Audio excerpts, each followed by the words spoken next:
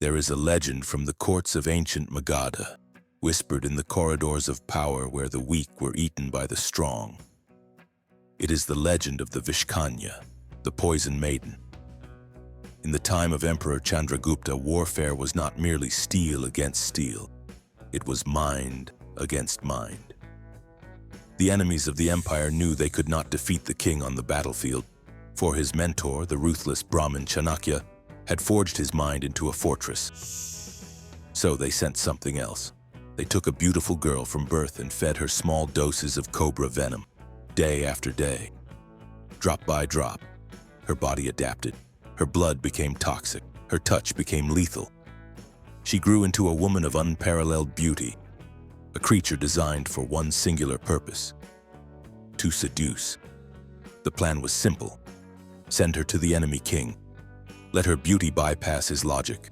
Let her charm disarm his guards. And in the moment of intimacy, in the heat of passion, a single kiss would stop his heart. The empire falls not by the sword, but by a moment of weakness. Chanakya knew this. He knew that the greatest threat to a man's ascent is not the army at his gates, but the lust in his veins. He stood between the emperor and the maiden, not because he hated beauty, but because he understood biology. He understood that a man enslaved by his senses is no longer a king. He is a beast waiting for the slaughter. Look around you. The Vishkanya is no longer a myth. She is in your pocket. She is on your screen. She is the algorithm designed to harvest your attention, drain your vitality, and leave you a husk of the man you were meant to be. You are being kissed by poison every single day, and you are calling it pleasure. It is time to wake up. We live in an age that monetizes your impulse. The modern world is a vast open-air bazaar where your attention is the currency, and your discipline is the cost of entry. You believe you are free, but you are a slave to the neurochemical loops firing in your brain. Consider the modern man. He wakes up, and before his feet touch the floor, he has already surrendered. He reaches for the device, he scrolls, he seeks the hit, he floods his system with dopamine that he did not earn. He looks at images of women he will never meet, simulating a conquest he never achieved. In the Vedic worldview, this is the theft of prana, the vital life force. When you spill your energy for pixels, for phantom pleasures, you are not just relaxing, you are chemically castrating your ambition. The psychologists call it the Coolidge effect, the biological craving for novel mates. The tech giants know this. They have engineered a digital harem that requires zero effort, zero risk, and zero competence to access. They have turned you into a consumer of fake intimacy. And the result? A generation of men who are overstimulated but under-alive. Men who have no fire in their belly because they have extinguished it in the dark. You feel lethargic. You feel anxious.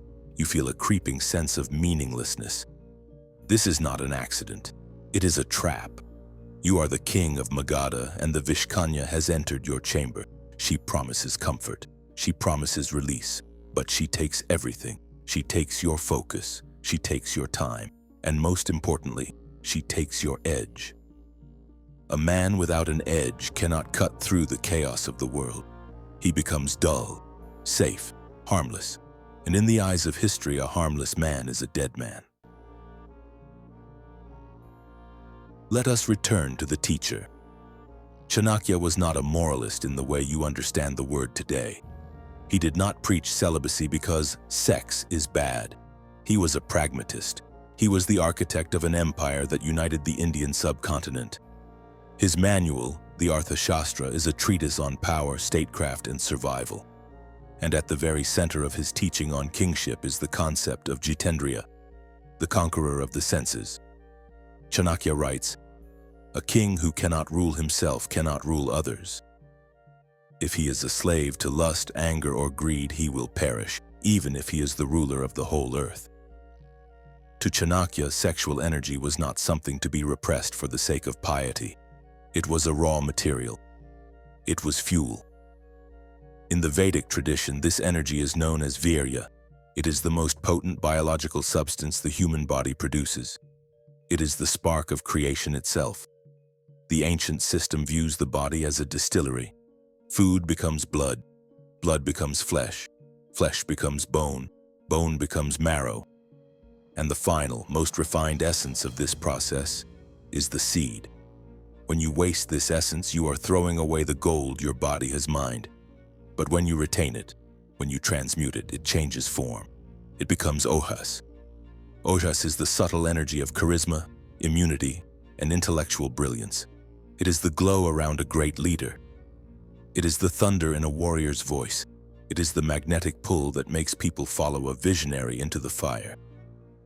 Chanakya warned Chandragupta, "The man who chases women reveals his weakness to his enemies. A woman is not the danger. Your addiction to her is the danger." This is the distinction. The ancient system does not fear the feminine. It respects the power of attraction as a force of nature, but it demands that the king remains the master of gravity, not the object falling from the sky. But understanding the theory is easy. Living it is war. The moment you decide to reclaim your energy, the moment you decide to turn away from the Vishkanya, a civil war breaks out inside your skull. This is the battle described in the Kathopanishad, the battle between Preya and Shreya. Preya is the path of the pleasant. It is the immediate gratification. It is the cake, the scroll, the lust, the sleep. It feels good now, but it leads to rot. Shreya is the path of the good. It is the cold shower, the early morning, the study, the restraint. It feels bitter now, but it leads to power. Your biology is wired for Preya. Your ancestors survived by seizing every calorie and every reproductive opportunity. Your brain is ancient hardware running in a modern software environment. It screams at you, reproduce, consume, rest. When you deny the urge to indulge, your mind will sabotage you. It will whisper rationalizations. Just one look. I deserve a break. It's natural. I'll start tomorrow. Chanakya calls this the internal enemy. He taught that before a king can conquer foreign lands, he must conquer the 6 internal enemies: lust, anger, greed, arrogance, infatuation, and envy. This is not a metaphor. It is a biological reality. When the urge strikes, your prefrontal cortex, the seat of logic and long-term planning, goes offline. The limbic system takes the wheel. You become an animal. The modern world tells you to listen to your feelings. The ancient world tells you to interrogate them. If you obey every impulse, you are not a man. You are a biological algorithm reacting to stimuli. To be human, to be Arya, noble, is to possess the capacity to say no to the animal within. This is the internal war. It is ugly. It is lonely. There is no applause for staring at a wall instead of a screen. There is no trophy for closing your eyes when the temptation arises, but this is the forge. This is where the iron of your soul is beaten into steel. So what is the solution? How do we defeat the poison maiden? We do not run. We do not hide. We transmute. The yogic tradition offers the technology of Urdhvareta, the upward flow. Normally, sexual energy flows downward and outward. It seeks release. It seeks to create life outside of you. This is the biological imperative. But the path of the Siddha, the path of the Chanakya mindset, is to reverse the flow. You must force the energy upward. This is not about suppression. Suppression leads to neurosis. If you plug a volcano, it will explode. Transmutation is different. It is engineering. You are taking the steam that would have blown the whistle and using it to turn the wheels of the locomotive. How does one achieve Urdhvareta? Through ekagrata, one-pointed focus. When the urge comes, you do not fight it with guilt. You fight it with purpose. You must have a mission, a lakshya, that is so compelling, so terrifyingly important to you, that the pleasure of the moment pales in comparison to the glory of the achievement. Chanakya did not have time for lust because he was busy building an empire. His mind was entirely consumed by the vision of a united Bharat. The energy that could have gone into a harem went into the Artha Shastra. You must find your lakshya. What are you building? What is your empire? If you do not have one, you will always fall into the trap. A man without a mission is a man waiting to be distracted. The one path demands that every ounce of your virya is channeled into your work, your body, and your intellect. When you feel the fire of lust, you do not douse it with cold water. You use it to burn the midnight oil. You use it to lift the heavy iron. You use it to speak with conviction. You turn the poison into nectar. The key to this transmutation is consistency. In Sanskrit, this is Tapasya, the generation of heat through discipline. Imagine a pot of water over a fire. If you heat it for a minute, then turn it off, then heat it again, it will never boil. It will never transform into steam. Most men live their lives like this. They are disciplined for 3 days, then they slip, then they binge, then they feel guilty and start again. This is the cycle of mediocrity. Chanakya demanded absolute ruthless consistency. The codes of the Arthashastra were not suggestions, they were laws of physics. To build Ojas, there must be no gaps in your container. If you retain your energy for 30 days and then spill it in a moment of weakness, you have cracked the vessel. The pressure drops, the magnetism fades. You are back to zero. This is harsh. The modern mind hates this. It wants a participation trophy. It wants to believe that moderation is key. But tell me, does the fire burn in moderation?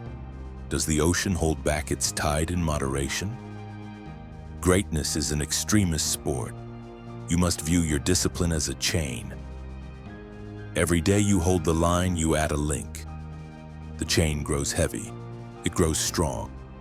It becomes an anchor that holds you steady in the storms of life. If you break one link, the chain is severed. This does not mean you are perfect. It means you are relentless. When you fail, you do not wallow in self-pity. That is just another form of ego. You stand up, you reset, you tighten the armor. The Vishkanya waits for the gap. She waits for the Friday night when you are tired. She waits for the moment you feel you have earned a reward. Do not give her the gap. Be the wall without a crack. How did the ancient warriors ensure they would not fall? They did not rely on willpower alone. Willpower is a finite resource. They relied on systems. They relied on Nirodha. Chanakya would not allow the emperor to be in a room alone with an unvetted woman. He controlled the environment. You must do the same. You cannot trust your future self. Your future self is weak. Your future self is tired. Your future self is horny. You must make decisions now that bind your future self. Sanitize the environment. If the Vishkanya lives on your phone, put the phone in a lockbox, delete the apps, install the blockers. If you rely on willpower to not look, you have already lost. The rule of eyes. The Vedas speak of drishti, the gaze. Where the eyes go, the mind follows. If you walk down the street and stare at every passing beauty, you are leaking energy. Train your eyes. Look straight, look through. Do not let the image stick. The cold shock. When the heat rises, use the cold. The ancient rishis bathed in freezing rivers not just for cleanliness, but to shock the nervous system out of the loop of desire. Cold water redirects the blood flow. It kills the urge instantly. The company you keep, satsang, truth company. If your friends are constantly talking about women, degeneracy, and cheap pleasure, you will fall. You are the average of the 5 men you march with. If you walk with cripples, you will learn to limp. Walk with giants. Predecide your reaction. Visualize the temptation coming and visualize yourself crushing it. Chanakya played out every possible assassination attempt in his mind before it happened. Do the same with your vices. If you follow this path, if you withstand the poison and keep your blood pure, what happens? You undergo a shift in identity. You stop being the beggar seeking scraps of pleasure. You become the Chakravartin, the wheel turner. In Indian history, the Chakravartin is the universal monarch, the one whose chariot wheels roll unobstructed in all four directions. But in the internal sense, it is the man whose will is law within his own body. When you retain your power, your voice changes. It carries the weight of truth. Your eyes change. They stop darting around in search of validation. They become still, deep pools of intent. People begin to respect you not because of what you say, but because of what you are. They sense the Ojas. They sense a man who cannot be bought, who cannot be seduced, who cannot be distracted. You become dangerous, not in a violent way, but in a competent way. The world is full of boys pretending to be men. But a man who has mastered his own lust is a king among children. The empire you build may be a business, a family, a work of art, or a legacy of wisdom. It does not matter. What matters is that it is built on the foundation of rock, not sand. The Vishkanya will still be there. The world will always offer you poison. But you will no longer fear her. You will look at the temptation and see it for what it is. A test you have passed 1,000 times. You become the secret strategist. You are the heir to the wisdom of Chanakya. Do not trade your birthright for a moment of cheap sensation. Hold the line, retain the fire, build the empire. The path of the Arya is not for the many. It is for the few. It is for those who are willing to walk through the fire to find the gold within. If you are ready to master your mind, to study the strategies of the ancients, and to reclaim your sovereignty, then you have found your tribe. I am Chanakya. This is the Secret Strategist. Subscribe and let the transformation begin.